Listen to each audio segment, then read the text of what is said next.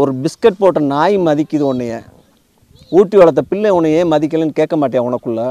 அப்பா சொன்னால் உடனே கேட்கக்கூடாது, சரியான உனக்கு சரியானு பார்க்கணும். அவர் சட்டை நீ போட முடியுமா? அவர் செருப்பா? அப்போ இதுக்கெல்லாம் ஒத்துக்கிறவ மனசை மட்டும் கொடுத்துட்ருக்க. சாப்பாடு போட்டு துணிமணி வாங்கி கொடுத்து அவனை படிக்க வச்சு அவனை கல்யாணம் முடிச்சு பேரம்பேத்தி பார்க்குற அளவுக்கு போனதுக்கப்புறம் உன்னை மதிக்கலை, மிதிக்கிறேன் அப்படின்னா எதுக்கு மிதிக்கிறேன் அவனை? ஒரு அப்பா ஹோட்டலுக்கு கூட்டிகிட்டு போய் சொல்கிறாரு, சப்ளையரை கூப்பிட்டு, இது தொடப்பாங்களே டேபிள், பையனளவு உள்ள பையன் தொடச்சிட்டு இருக்கான், இவன் மையளவு உள்ள பையன் தொடச்சிட்டு இருக்கான், அவனை கூப்பிட்டு சொல்கிறாங்க, எங்கன்னாடா எங்கே இருந்துடா வந்தேன், இந்த ஊருங்கயா அப்படின்னு. எதுக்குடா இங்கே ஓடி வந்துட்டேங்கயா? உடனே பையனை பார்த்து சொல்கிறாரு, நீ ஓடி போனேன்னு இப்படி தான் டேபிள் துடைக்கணுங்கிறேன். செயின் ஸ்மோக்கராக இருக்கார், நல்ல அனுபவப்பட்டவர்.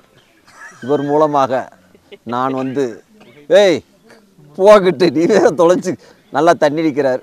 இவர் ரொம்ப அனுபவப்பட்டவர் தண்ணிகளை, அதனால் நானும் தண்ணி அடித்து ஒரு நல்ல தகப்பனை வாழும்போது அந்த பையன் பார்த்து என்ன செய்வான்? அப்பா சீரட் தான்ப்பா குடித்தார், பையன் ஜெயிலில் இருக்காருப்பா.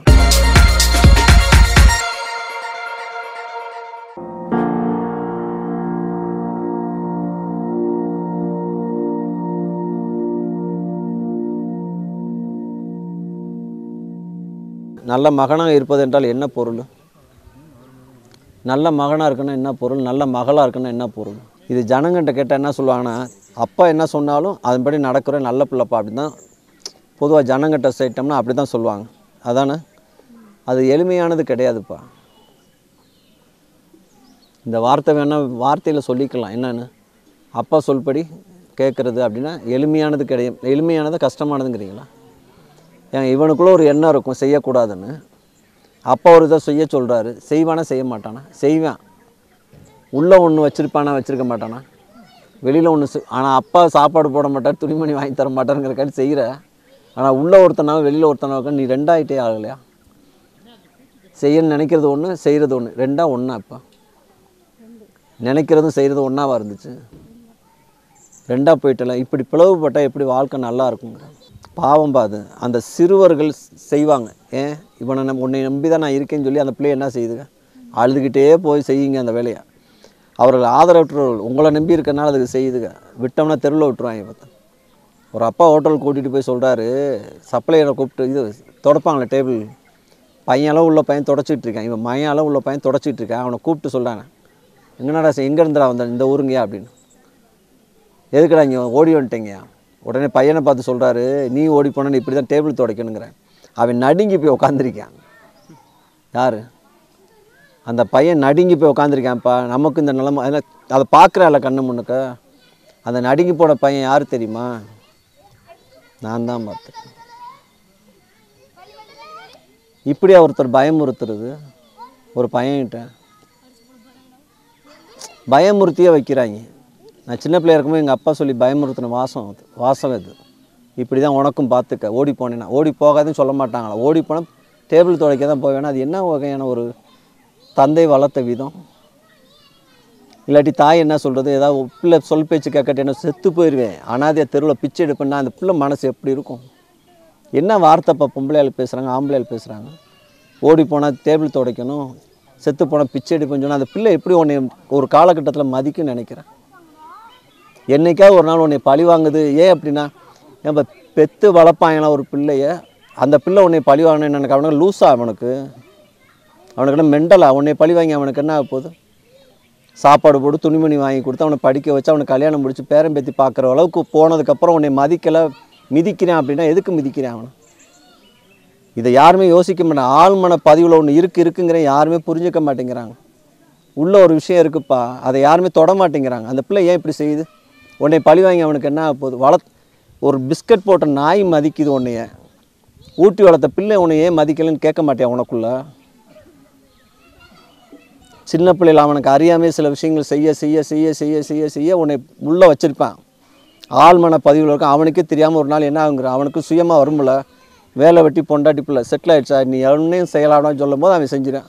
அப்போ என் பிள்ளை பழி வாங்குதுன்னா நீ சரியான தாய் தந்தையாக இருந்தனா உன்னை எப்படி பழி வாங்கும்? ஒரே ஒரு வார்த்தை, நான் அன்னையிலேருந்து இன்னொரு வார்த்தை சொல்லிடுறேன், இந்த இதில் பதிவு பண்ணி வைக்கிறேன். ஒரு பிள்ளை முன்னேறினா ஒரு தாய் தகப்பனுக்கு பிடிக்காதுங்க. யாராவது சொல்லுவோம்.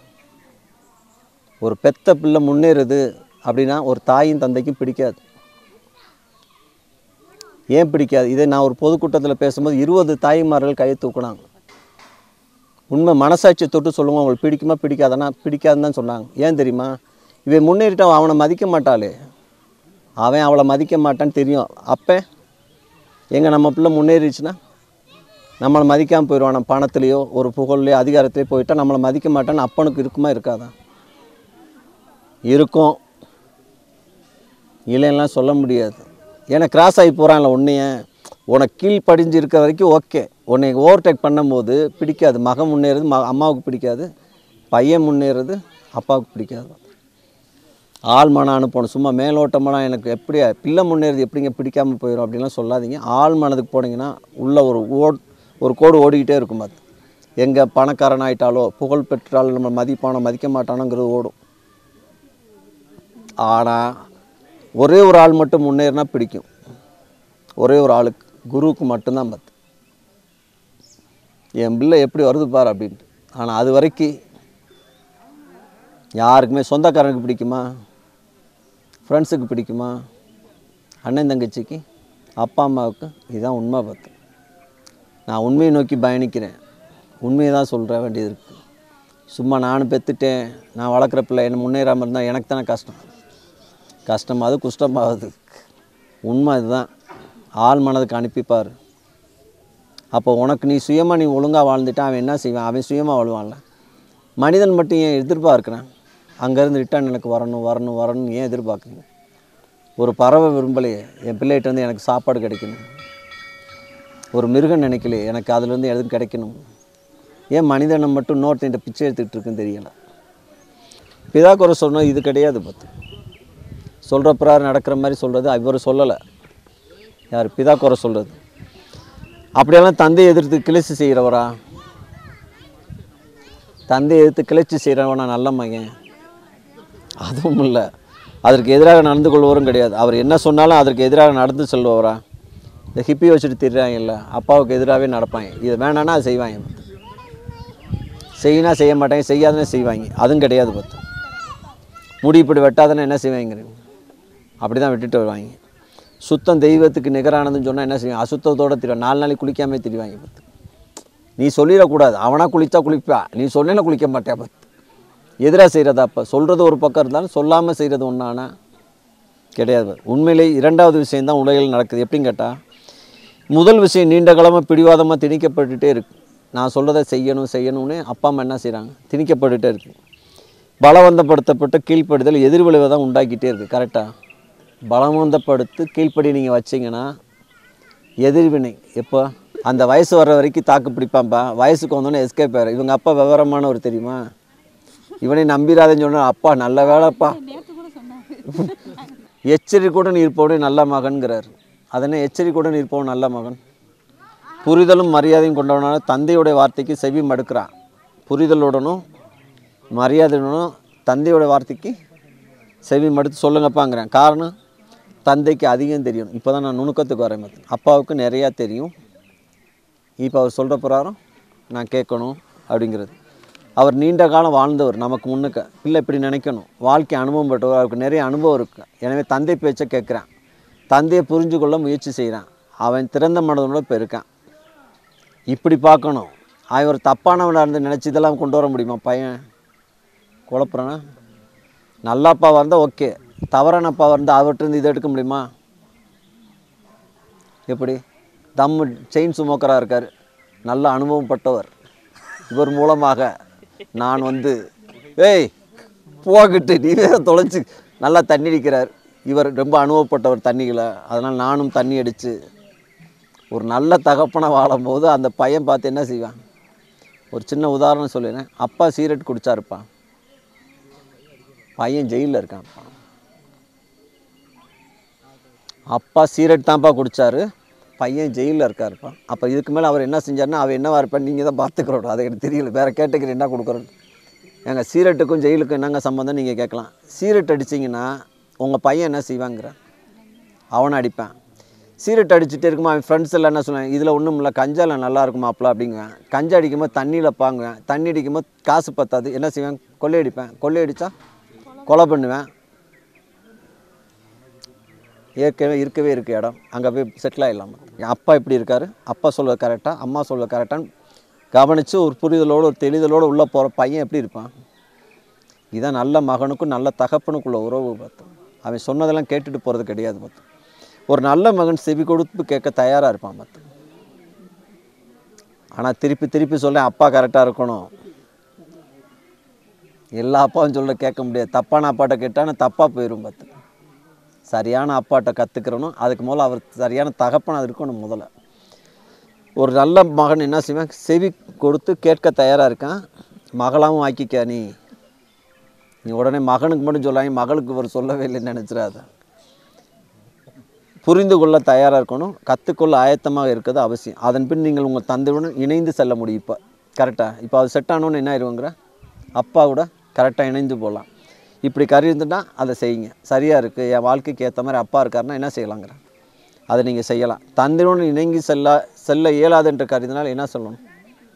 அப்பா சொல்கிறது எனக்கு பிடிக்கலை அப்படின்னா என்ன சொல்லணும்? பிடிக்கலைன்னு சொல்லணும். அந்த தைரியம் இருக்கா? ஆனால் அந்த தைரியம் யார் கொடுத்துருக்கணுங்கிற? அப்பாவே கொடுத்துருக்கணும். ரொம்ப நுணுக்கமான வார்த்தை. ஒரு அப்பனுக்கும் உள்ள மகனுக்கும் உள்ள துறவை எப்படி கொண்டு வர்றார் உறவுகளை. அப்போ என்ன சொல்கிறார்? கேள்விக்கு எதிர்வினைக்கு இடம் இல்லை. நீங்கள் தந்தையின் கருத்தை அங்கீகரிக்கலைன்னா வெளிப்படையாக சொல்லிடணும், அப்பா இது எனக்கு பிடிக்கலப்பா அப்படின்னு.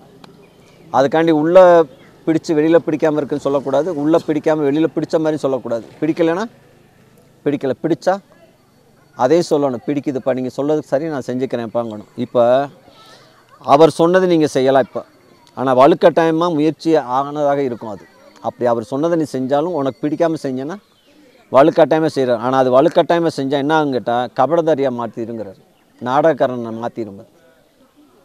சொல்கிறதுக்கெலாம் என்ன செய்கிறது? சரிப்பா செஞ்சிடறேன்ப்பா. அங்கிட்டு போய் என்ன செய்ய வஞ்சிக்கிட்டே போவோம்.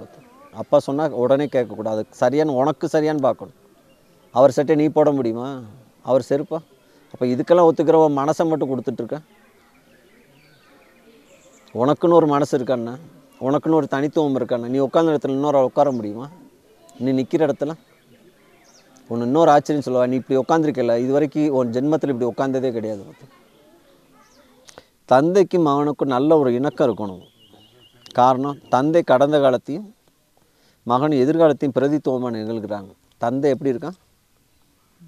தந்தை கடந்த காலத்தோடைய மொத்த உருவமாக இருக்கார், பையன் எதிர்காலத்தை நோக்கி இருக்கான், பிரதித்துவமாக நிற்கிறான். இந்த இணைப்பு பலம் தேவைப்படுகிறது. ஒரு பக்கம் மட்டும் உள்ளதாக இருக்கலாகாது. ஒரு பக்கமாக நினைக்காதீங்க, ரெண்டு பக்கமும் சேரணும். மகன் மட்டும் நல்ல மகனாக இருந்தால், நீ கேட்டதுக்காண்டி சொல்லிடுறேன், மகன் மட்டும் நல்ல மகனாக இருந்தால் போதாது. இறுதியான விஷயம், தந்தையும் நல்ல தந்தையாக இருக்கணும். ஒரு சைடு ஒத்து வராது. எப்படி அப்படின்னா, மயனாவது நல்லபடியாக இருக்கானே நினைக்காதீங்க, ஒரு பக்கம் நோட்டு செல்லுமா. இப்போ ஒரு சின்ன விஷயம் இதில் பகிர்ந்துக்கிறேன். டபிள்யூ அப்படிங்கிறதுக்கு என்ன நம்பர்? இங்கிலீஷில் டபிள்யூன்னு சொன்னால் நம்பரில் என்ன வரும்னு நினைக்கிறேன்? 6. டபிள்யூக்கு நியூமராலஜி நம்பர் வந்து 6. இருக்கிறதுலே கேவலமான ஒரு சாத்தான் நம்பர் எதுன்னு கேட்டால் 666. 666 சாத்தான் நம்பர். ஒவ்வொன்றுக்கும் ஒரு வேல்யூ இருக்குது. 786க்கு ஒன்று மாதிரி இருக்கிறதுலே பெஸ்ட் நம்பர் ஆன்மமான நம்பர் இருக்கலாம். ஆன்மாவுக்குன்னு ஒரு நம்பர் இருக்கலாம். அது என்னன்னு கேட்டால் 144. உடனே கைலிக்கு போயிடாதீங்க, 144 போயிடுச்சு. அது வந்து என்ன நம்பருன்னு கேட்டோம்னா ஆன்மாவுடைய நண்பருங்கிறாங்க. ஒவ்வொன்றுக்கும் ஒரு நம்பர் வச்சுருக்காங்க, வேல்யூ ஒரு நம்பர். ஏன்னா இல்லாட்டி அந்த நம்பரை அப்படியே செலக்ட் பண்ணணும். 786 ஏன் போடணும்? ஒவ்வொன்றுக்கும் ஒரு நம்பருக்கு வேல்யூ இருக்குது. அந்த மாதிரி 666 என்ன நம்பர்னா சாத்தான் நம்பர். இப்போ அது சாத்தானுக்குன்னு ஒதுக்கப்பட்ட நம்பர், அதுக்குன்னு ஒரு கேட்டகரி. கடவுளுக்கு ஒரு நம்பர் மாதிரி சாத்தானுக்கு நம்பர் 666. WWWனா என்ன நம்பர்? அப்போ